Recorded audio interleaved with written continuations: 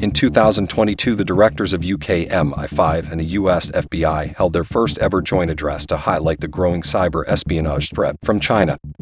The 2022 U.S. Annual Threat Assessment states that China presents the broadest, most active, and persistent cyber espionage threat to the U.S. government and private sector networks.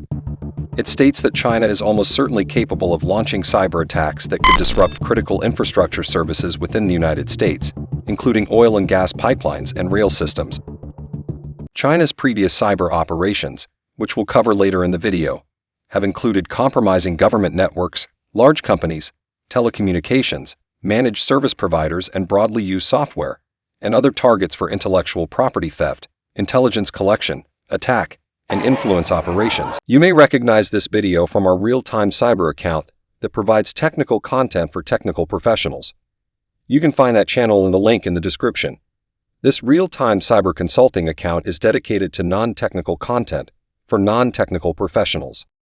In 2010, Foreign Policy magazine estimated the size of China's hacker army to be anywhere from 50,000 to 100,000 people. That number is likely growing.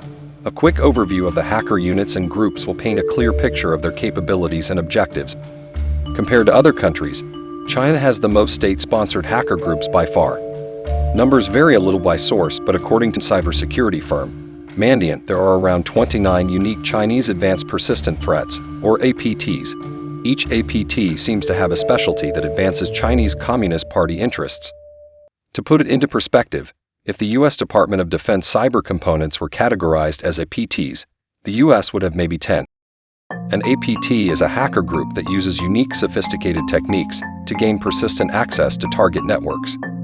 These advanced tactics suggest funding and sponsorship from mature organizations like nation-states or large corporations. In China, it is safe to assume large corporations are heavily affiliated and influenced by the Chinese Communist Party. APTs are distinguished from one another by their unique tactics, tools, targets, and behaviors. There are a few whose main contribution seems to be development of exploits, malware, and cyber weapons. There are around 10 groups that focus on cyber espionage and intelligence gathering. And there is a hacker group that is a unit in the Chinese army and supports military operations. Then there are some state-owned groups that steal intellectual property and data that give Chinese companies a competitive advantage. Each of these groups tend to focus on specific industries. A significant portion of their focus includes targeting defense and aerospace companies to steal data and intellectual property. We count almost 20 who target defense and aerospace. There are also a few hacker groups who concentrate on specific strategic interests like Taiwan, targets relating to their Belt and Road Initiative, territorial disputes, and other interests. There are also a handful of groups that are freelancers with some state affiliation and sponsorship, who steal data and intellectual property that give Chinese industries, including defense, a competitive advantage. Their previously mentioned targets and specialties are by no means exhaustive or mutually exclusive. Many of them have multiple overlapping targets and specialties. Also important to mention, a handful of them also target telecommunications, journalists, and dissidents. Many engineer their own malware and exploits. A handful have been observed making unauthorized code modifications in various technologies, which suggests potential sabotage of strategic targets. And some also participate in traditional cyber crimes like ransomware and financial crimes, such as cryptocurrency theft.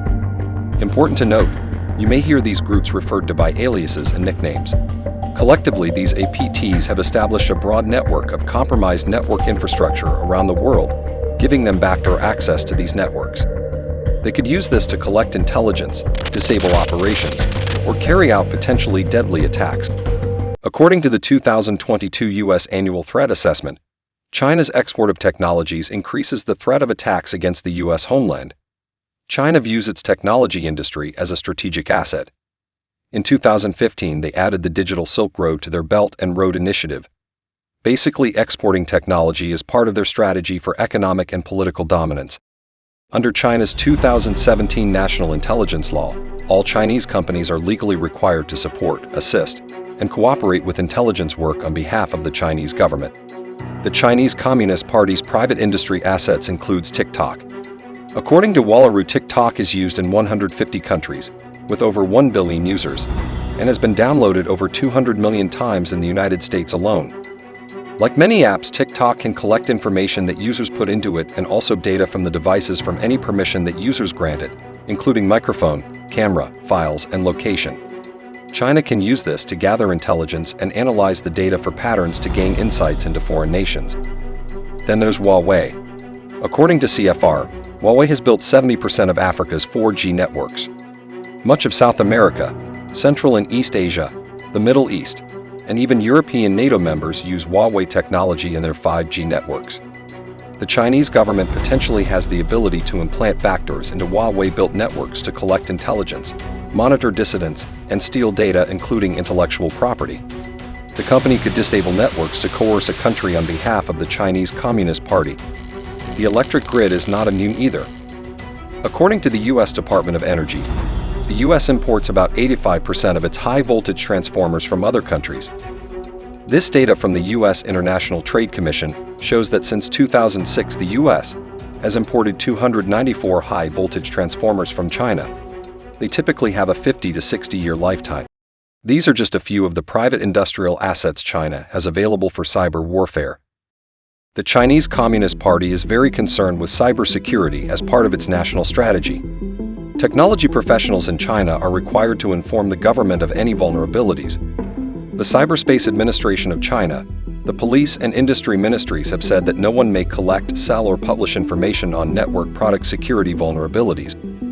This does undermine some incentive to proactively hunt for vulnerabilities, but it essentially gives the Chinese Communist Party a database of vulnerabilities they could exploit in espionage operations.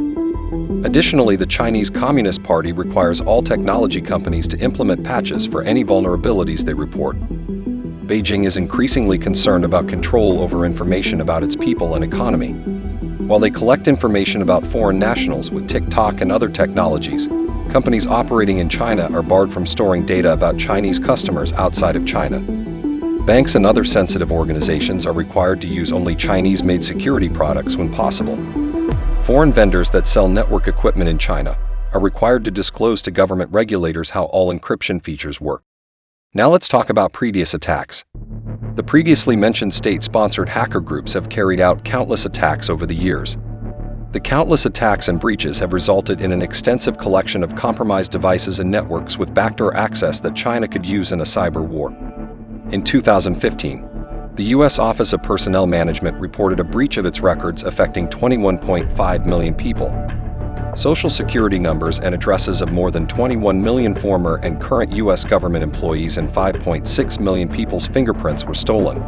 The FBI accredited the attacks to Chinese state-sponsored hackers. China denied any involvement.